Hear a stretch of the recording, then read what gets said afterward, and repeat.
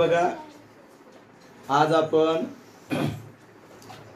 नवोदय प्रवेश परीक्षेसाठी जे प्रकरण आहे 5वं, दशांश अपूर्णांक आणि व्यवहारी अपूर्णांक यांच्यातलं परस्परामध्ये रूपांतर. आता काल आपण याचा काही भाग पाहिलेला आहे आणि अपूर्णांकाचे दशांश अपूर्णांकात रूपांतर करणे हे आपण घेत होतो. त्यातील काही उदाहरणं घेतले पण होते. आता आपण आणखी त्या उदाहरणासह काही उदाहरणं असे सोडवून पाहू की दिलेल्या अपूर्णांकाचं आपल्याला कशात रूपांतर करता आलं पाहिजे, दशांश अपूर्णांकामध्ये. नीट पहा, पहिला अपूर्णांक आहे 1/2. तुम्हाला माहित आहे अपूर्णांकामध्ये पण त्याला आपण अर्धा म्हणतो. दशांश अपूर्णांकामध्ये रूपांतर केलं तरी तो अर्धाच राहील. मग बरोबर चिन्ह द्यायचं. आणि काय सांगितलं मी तर बघा, 2च्या पाड्यामध्ये प्रथम 1 पाहायचं नाही, म्हणून काय करणार, भाग बसला शून्याचा. शून्याचा भाग बसला, एकच शिल्लक आहे, दशांश चिन्ह वापरायचं, लगेच त्याच्यावर शून्य देऊन टाकायचं. म्हणजे काय झालं, 10. म्हणजेच 5 दुनी 10. दशांश अपूर्णांकामध्ये 1/2चं रूपांतर काय झालं, 0.5. त्याला आपण अर्धा असं म्हणतो. काय म्हणतो, अर्धा, अर्धा म्हणतो. त्यानंतर बघा दुसरा आहे 1/4. तर 1 ही संख्या 4 पेक्षा कशी आहे, लहान. मग भाग कशाचा बसणार, शून्याचाच. मग लगेच दशांश चिन्ह आपल्याला, कारण पूर्ण भाग घालवायचा आहे. आता बघा 4च्या पाड्यामध्ये म्हणजे दशांश चिन्ह दिलं की याच्यावर शून्य आलं, हे मनात मी इथं लिहितोय, तुम्ही लिहिण्याची गरज नसते, मनात ठेवायचं, तुम्हाला समजण्यासाठी लिहितोय. आता बघा 4च्या पाड्यामध्ये काय, 10 पाहणार आपण. 4 दुनी 8, हे 10 होतं झालेलं, त्यातून 8 वजा केलं, राहिलं किती, 2. पुन्हा त्याच्यावर शून्य घ्यायचं. काय तयार झालं, 20. 4×5 20. म्हणजे उत्तर काय आलं, 0.25. आणि याला आपण शाब्दिक स्वरूपात काय म्हणतो, नाही नाही नाही, अर्धा. हा, अर्धा. आवडती वस्तू तुम्हाला त्याला म्हणता येईना गेलं, हा आहे की नाही. 0.25 आलं लक्षात, म्हणजे पाव असतो. आता बघा 3/4 आहे. 3 पण 4 पेक्षा कसा आहे, लहानच आहे. भाग कशाचा बसेल, शून्याचा. बरोबर. पॉइंट दिल्यानंतर लगेच ह्या 3 वर पण काय केलं, शून्य दिलं. मग काय झाली संख्या, 30. 4च्या पाड्यामध्ये काय पाहणार आपण, 30 आहे का, नाही. 4×7, मग आपण 28 वजा करणार, उरणार 2. त्याच्यावर पुन्हा शून्य देऊन टाकायचं. 4×5 20. काय आलं मग, 0.75. म्हणून याला आपण पाऊण असं म्हणतो. काय, पाऊण. हे बघा, पाव म्हणजे 0.25. एक पाव आणि दुसरा एक पाव. पाव आणि पाव काय होतं, अर्धा. 2 पाव मिळून अर्धा. 1 पाव आणि 2 पाव, 2 पाव मिळून अर्धा. जर 3 पाव घेतले आपण, 3 वेळा पाव घेतला, पाव पाव पाव भाग, तर काय होईल, पाऊण. पाऊण. आपण भाकरीच्या चपातीच्या बाबतीत सुद्धा अर्धा पाव पाऊण मोजू शकतो किंवा वापरू शकतो. कोरभर म्हणतो आपण बघा, चतकोर, कोरभर. ते म्हणजे काय असतं, एका पूर्ण भाकरीचा 4था भाग, म्हणजे पाव भाग भाकरी असते ती. अर्धी घेताना काय करतो आपण, एकूण पूर्ण भाकरीचे 2 तर भाग करतो, पण भाकर चपाती असताना 2 भाग करून वाढत नाहीत. आई वाढते का, 4 भाग करते बघा. म्हणजे प्रत्येक भाग पाव पावचा असतो. तुम्हाला अर्धी चपाती द्या म्हणल्यावर तुम्ही अर्धीच द्या म्हणल्यावर काय किती वाढता तुम्ही, 2 पाव वाढता की नाही, 2 चतकोर वाढता की नाही. म्हणजे 2 पाव म्हणजे अर्धा असतो, 3 पाव म्हणजे पाऊण. आता इथं आहे 4/5. आता बघा या 5 4 ला भागायचंय, तरी पण लहानच आहे ना 4, म्हणून भाग बसला लगेच दशांश चिन्ह दिल्याबरोबर ह्या 4 वर 0 हे बाजूला लिहितोय मी आता, तुमच्या लक्षात येऊ द्या. मग संख्या काय तयार झाली? 40. 5च्या पाड्यामध्ये काय पाहणार आपण? आहे का? कितव्यांदा? मग 0.8 हे त्याचं उत्तर आहे. आता याच्या पुढे 0 दिलं तरी काही फरक पडत नाही, 8 0 लिहिलं तरी पण आलंय ते लिहूयात सध्या, ते आपल्याला माहित आहे. त्यानंतर इथं पाहूयात 8/5. आता बघा मी शून्याचा भाग देईल का? आता नाहीच देणार. आतापर्यंत कधी पण अंश स्थानची संख्या लहान होती, बरोबर आहे की नाही? आता कुठं आहे? मोठी आहे की, मग आपल्याला शून्याचा भाग देण्याचा काही सवालच नाही. 5च्या पाड्यामध्ये काय पाहणार? 8 पाहायचंय आपल्याला. 5च्या पाड्यात आहे का 8? नाही. मग काय आहे 5च्या पाड्यामध्ये? 5 आहे, बरोबर. कितव्या नंबरला आहे? म्हणून 1 लिहूया. 1 चा भाग बसला. हे बघा 5 वजा केलं या ठिकाणी, मग किती राहील? 3. आता आपल्याला पूर्ण भाग हलवायचा आहे. इथं दशांश चिन्ह दिल्याबरोबर ह्या राहिलेल्यावर 0 द्यायचं शिल्लक वर. मग काय संख्या तयार झाली? 30. मग 5च्या पाड्यामध्ये 30 पहा बरं, 6व्या नंबरला आहे. म्हणजे आपलं उत्तर काय आलं बाळांनो? 1.6. आता बघूयात 6वं.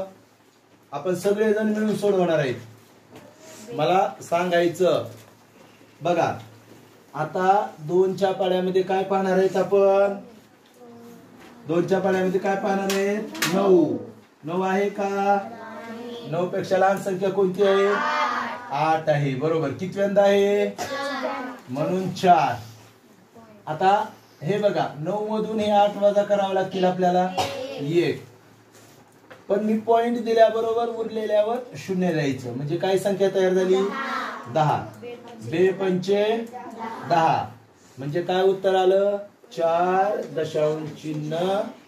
याला शाब्दिक स्वरूपात काय म्हणू आपण? कोण सांगेल मला? बघा बरं. 4.5 म्हणजे काय असेल? 4.5, बरोबर. यालाच काय म्हणतो आपण? 4.5. म्हणजे 4 आणि अर्धा. 4 आणि अर्धा. 4.5 म्हणजे 4 आणि अर्धा. कुठं पण पॉइंटच्या पुढं बघा 5 आलं दशांश चिन्हाच्या, तर तो भाग किती असतो? अर्धा. लक्ष देतोय? किंवा दशांश चिन्हाच्या पुढं 5 0 आलं तरी पण अर्धा. आता बघा पुढील उदाहरण. माझ्या पूर्वी तुमचं उत्तर आलं पाहिजे, तुम्ही सोडवायचं बोलत बोलत. आता बघा 4च्या पाड्यामध्ये काय पाहणार आपण? 6 पाहणार, बरोबर आहे की नाही? आहे का 6? आहे? अरे हो, कसं म्हणलात मग? 4च्या पाड्यामध्ये 6 तर नाहीच. मग काय आहे? 4. मग कितव्यांदा आहे 4? नंबर 1. 1 नंबरला आहे. मग काय करणार? या 6 मधून 4 वजा केले, किती राहिले रे? 2. बरोबर. लगेच पॉइंट द्यायचा आणि त्या 2 वर 0 द्यायचं. काय संख्या तयार झाली? 20. 4च्या पाड्यामध्ये 20 बघा. 4 पंचे 20. मग आता बघा बरं काय उत्तर आलं? 1.5.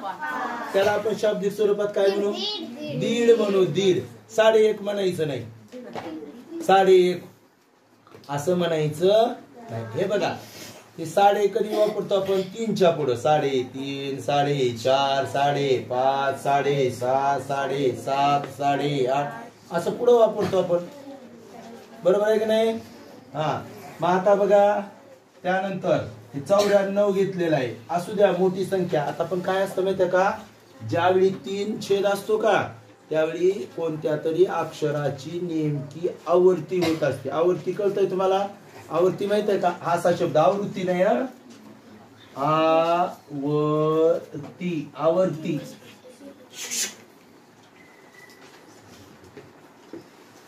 हा. आवर्ती या शब्दाचा अर्थ असा की एकच संख्या पुन्हा पुन्हा येणे, पुन्हा पुन्हा येणे, भागच जात नाही. पुन्हा तेच उरतंय, तेच हे होतंय, पुन्हा तेच उरतंय, पुन्हा तेच, भाग बसत राहतो. म्हणजे आपल्याला काय करावं लागतं? तर हे सोडवताना आवर्ती, आता आवर्तीचं सेपरेट घ्यायला पाहिजे होतं पण आलं इथं 3चं. समजा करूयात आपण. हे 94 आहे बघा. तर 3च्या पाड्यामध्ये 9 पाहणार आपण अगोदर. 3 त्रिक काय अडचण नाही आली आपल्याला. पुन्हा 3च्या पाड्यामध्ये आपण 4 पाहणार. 3 1. आता इथून आपल्याला बघा काय होतंय ते इथं लिहितो मी. उरले किती रे? 1 उरले. हे बघा 1 शिल्लक राहिलाय बरोबर. दशांश चिन्ह दिलं.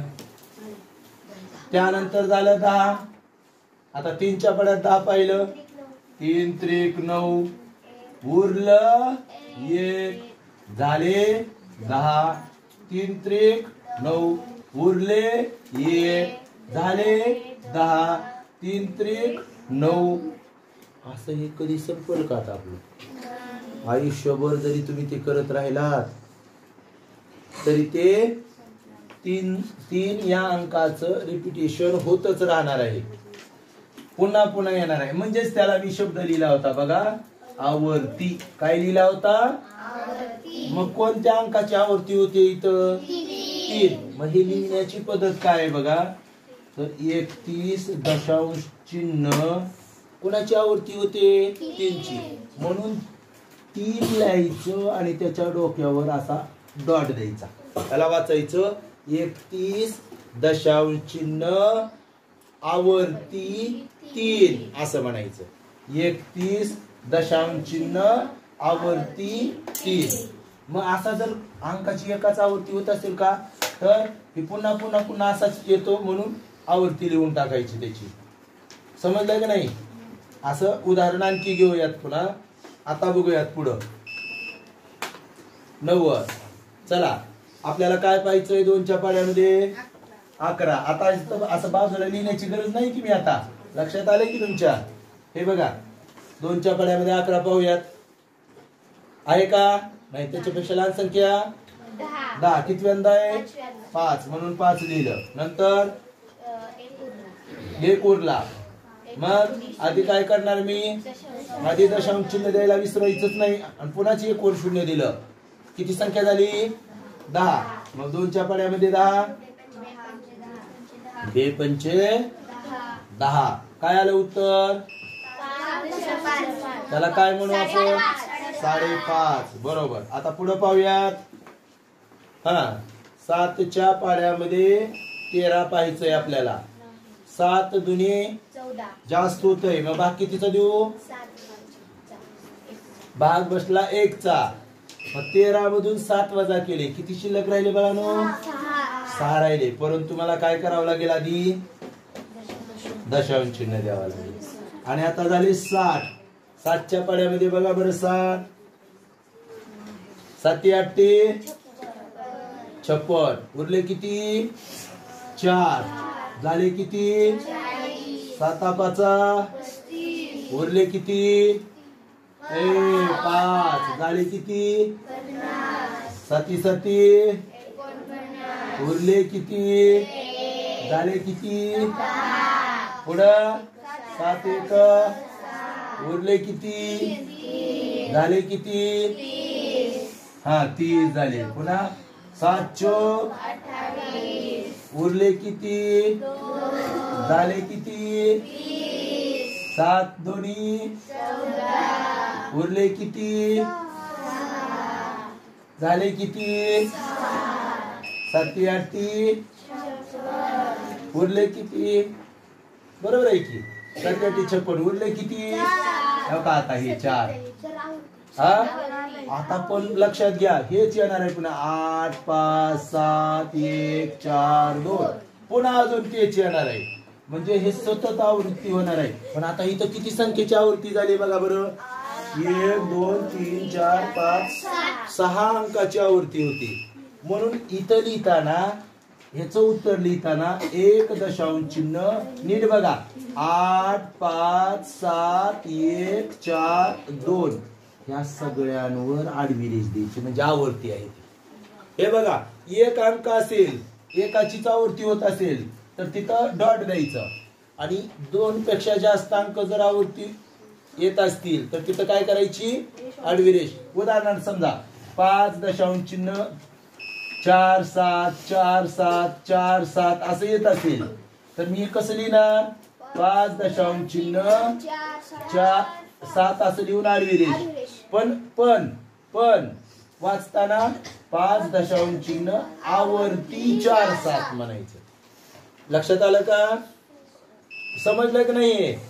हा असं आपल्याला जास्त नाही, हे 8वीला आहे 5वीला नाही. पण तुम्हाला माहित असावं ना एखाद्या संख्येचं झालंच तसं आलं तर परीक्षेमध्ये. चला आता आपण पुढले राहिलेले पण घेऊयात. हे बघा हे जे आहेत का हे पहिले मी दिलेले हे 3 नीट लक्षात घ्या. आणि आताचे हे सगळे इथून ते इथपर्यंतचे महत्वाचे आहेत, इम्पॉर्टंट आहेत. कारण याच्यावर बऱ्याच वेळा आपल्याला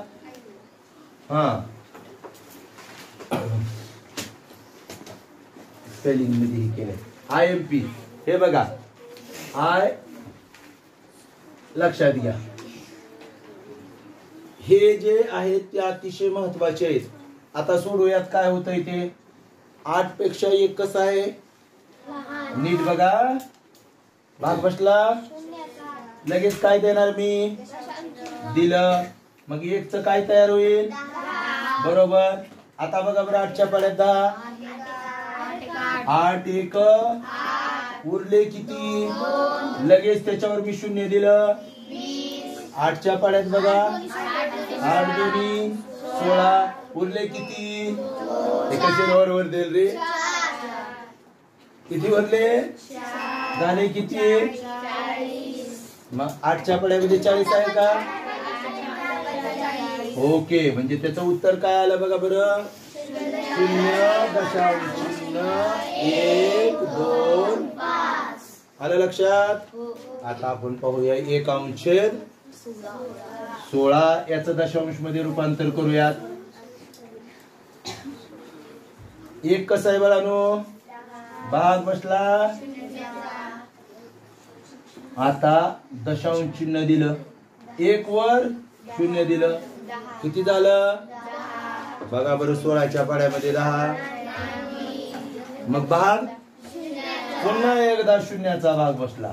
आता झाले 8च्या पाड्या 16च्या पाड्यामध्ये 100 बघा 16 सखी 96 16 साई 96 96 जर गेले याच्यातून तर किती राहिले सांगा मला 4 मग त्याच्यावर दिलं झाले 16च्या पाड्यात 40 बघा 16 दोन्ही 32 मग 32 तर उरले किती झाले किती मग आता बघा 16 पंचे पूर्ण भाग गेला काय लिहायची गरज आहे का पुन्हा किंवा त्याला अजून 0 घ्यायची किंवा आवर्ती लिहायची काय गरज पडेल का आपल्याला अजिबात नाही. त्याचं उत्तर काय आलं मग 0.0625 ओके. चला आपण पुढचं पाहूयात आता. अरे ही कशाला पुसाली राहू द्या काय अडचण नाही याची आपल्याला. 0.चिन्ह काय होतं 1. आता बघा आपल्याला 1/5 सोडवायचं आहे. 1/5 दशांश अपूर्णांकामध्ये रूपांतर करायचं आहे. चला सांगा मला. भाग बसला दशांश चिन्ह झाले 10. आता तुमच्या लक्षात यायला लागलं पटकन 5 दोन्ही उत्तर काय आलं 0.2. आता बघा पुढं 1/25 1/25 चा विचार करत असताना 1 कसा आहे छोटा मग भाग बसला त्यानंतर पॉइंट दिल्यानंतर झालं 10. आता बघा 25च्या पाड्यामध्ये 10 आहे का तरी पण छोटा आहे म्हणून आणखी 0चा भाग. आता 0 दिला अजून त्याच्यावर 25 चोक म्हणजे 1/25 बरोबर काय येत आहे. आता बघा आता 15वं उदाहरण. आता मात्र 125 आहे. सर आम्हाला काय 125चा पाडा येत असतो का असं म्हणायचं नाही. सोपा पाडा असतो 125चा. नीट बघा आता. लहान आहे म्हणून भाग बसला दशांश चिन्ह. 1 वर 0 दिलं, काय संख्या झाली? आता बघा 125च्या पाड्यात 10 सापडेल का आपल्याला? म्हणून 0चा भाग बसला. अजून 0 दिलं. पुन्हा आणखी बघा 125च्या पाड्यामध्ये 100 आहे का? पुन्हा आणखी लहान आहे म्हणून भाग बसला 0चा. आणि आता झालं. आता बघा 125च्या पाड्यात 1000 आहे. चोक तर काय 500 येईल की? 8. कितव्या नंबरला आहे? 8व्या नंबरला आहे. हे बघा 125 चोक गुणिले 4 केल्यावर 100 चोक 400 आणि 25 चोक 100 500 होईल की? चौथ्यांदा. मग 8व्यांदा आहे 1000. म्हणून काय उत्तर आलं आपलं? ओके. आता 16वं बघा. आता तर म्हणा 625 आलंय. 625 काय हरकत नाही. 0 पॉइंट दिला, दशांश चिन्ह झालं, तरी पण लहान आहे म्हणून 0. पुन्हा आणखी 1 0 दिलं, तरी पण लहान आहे 0. आता अजून 1 0 दिलं. आता 1000. भाग कितीचा बसेल रे? 1चाच बसणार आहे बाळांनो. मग हे आपण 625 वजा करावं लागेल याच्यातून. 625 जर वजा केले तर 350 राहणार आहे. पुन्हा त्याच्यावर आपल्याला काय द्यावं लागेल? 0. 3750 झालं. मग 6च्या पाड्या 600चाच पाडा म्हणायचा आपण. 6 दुने 12, 6 त्रिक 18, 6 चौक 24, 6 पंचे 30, 6 बसू शकेल. बघूयात आपण 625 गुणिले 6 करून. 6 पंचे 30, हातच्याले 3, 6 दुने 12 3, हातचा 6 आणि 1. कितव्या नंबरला आहे बरोबर? म्हणून आपल्याला या ठिकाणी काय करावं लागेल? 6चा भाग द्यावा लागेल आणि आपलं उत्तर येईल 0.001 0.016. आलं का लक्षात? आता तुमच्या या गोष्टी तुम्हाला कुठलीही संख्या जर दिली तर त्याचा आपल्याला दशांश मध्ये रूपांतर करता आलं पाहिजे.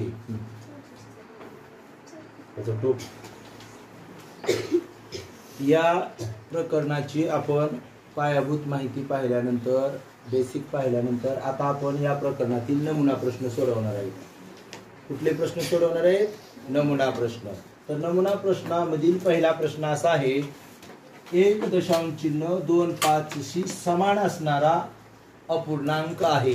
म्हणजे आपल्याला पर्यायामध्ये हा पूर्णांक बघा, पर्यायात दिलेल्या अपूर्णांकाची आणि याची किंमत सारखी असली पाहिजे, तोच अपूर्णांक असला पाहिजे. हा दशांश चिन्ह वापरून दिलाय आणि खाली अपूर्णांकामध्ये दिलेले आहे. तर आपल्याला काय करावं लागेल?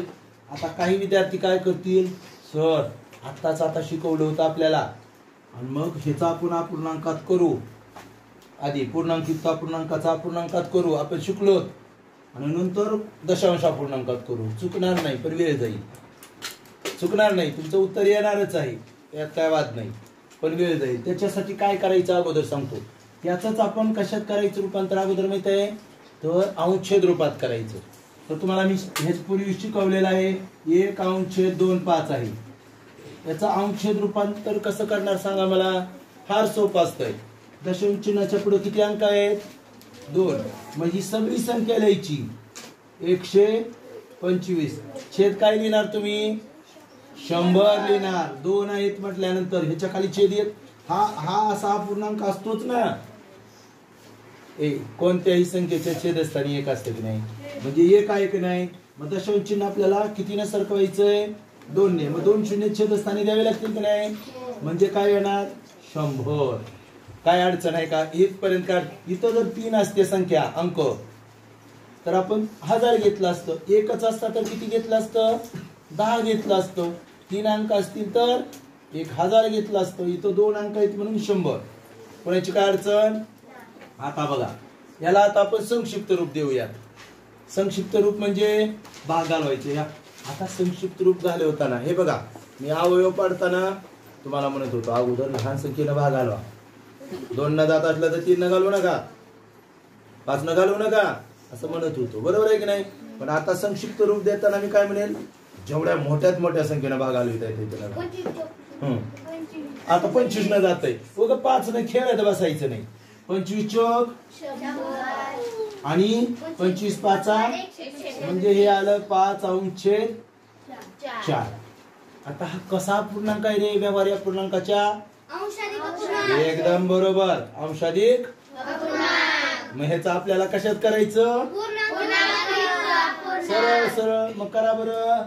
4 1 4 उरले अंशस्थानी 1 छेदस्थानी काय उत्तर आलं आपलं? 1.1 असं कुठं आहे? आपलं उत्तर पर्याय क्रमांक यायला काय अडचण आहे का? मग तुम्ही प्रत्येकाचं कळत बसणार का? असं याचा अपूर्णांकाचा मिश्र अपूर्णांकाचा अपूर्णांक बनवायचा, पुन्हा दशांश मध्ये याचं आहे का एवढं, त्याचं आहे का एवढं, त्याचं आहे का, असं करत बसायचं का? नाही करायचं. आलं लक्षात? आपलं पर्याय हे उत्तर आहे. कोणाची काय अडचण नाही. चला आता दुसरं सोडूया. मग आता असाच प्रश्न आहे, सेम प्रश्न असा आहे, फक्त दशांश चिन्हाच्या पुढे फक्त काय आहेत अंक? 3. मग मला सांगा अपूर्णांकात कसं करूयात आपण? 5 1 2 5. आता ती संख्या लिहितो आधी. 5 दशांश चिन्ह 1 2 5 बरोबर. अंशछेद रूपात कशी लिहिणार संख्या आपण ही?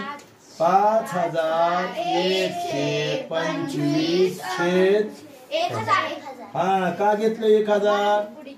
3 अंक आहे. तिथं काय घेतलं? 2 अंक आहे म्हणून 1000 घेणार.